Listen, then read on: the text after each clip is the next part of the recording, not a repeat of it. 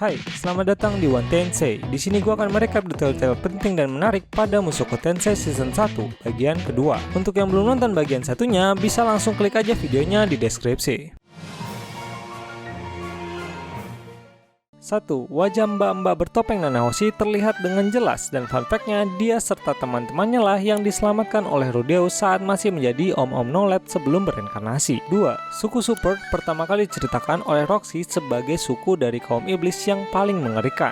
Roxy juga memperingati Rudeus untuk tidak mendekati suku Super dengan ciri-ciri berambut hijau dan memiliki kristal di dahinya. 3. Roxy juga memberitahu bahwa perang Raples terjadi pada 4-5 abad sebelum cerita Rudeus dimulai. 4. Roxy mulai kesemsem sama Rudeus saat Rudeus bilang bahwa dia menyukai Roxy. Lalu Roxy berkata bahwa jika kau memang menyukaiku, katakanlah 10 tahun lagi jika kau tidak berubah pikiran. Nah, mungkin sejak saat itu Rudeus dan Roxy sudah menanam benih-benih cinta satu sama lainnya. 5. Rudeus masih trauma dengan kehidupan lamanya meski sudah hidup selama 5 tahun. Ya, diperlihatkan Rudeus yang masih berhalusinasi dengan traumanya di saat dia masih jadi om-om Nolep. Padahal saat itu dia sudah 5 tahun bereinkarnasi. 6. Roxy yang suka membantu warga di desa Rudeus. Jadi diperlihatkan scenes di mana Roxy membantu para petani di desa itu. Ditambah lagi saat Roxy dan Rudeus berjalan-jalan, dia banyak disapa oleh orang-orang di desa itu. Itu menandakan bahwa Roxy sangat membaur dengan warga desa meski hanya tinggal selama 2 tahun. 7. Akademi Sihir terbaik. Jadi Roxy memberitahu bahwa di balik gunung sebelah utara terdapat negeri bernama Ranoa yang memiliki akademi sihir terbaik. Di sini juga Roxy menyarankan Rudeus untuk melanjutkan sekolah pada akademi sihir itu agar skill sihirnya semakin terasa. Karena Roxy percaya bahwa Rudeus akan menjadi penyihir yang lebih hebat dari dirinya.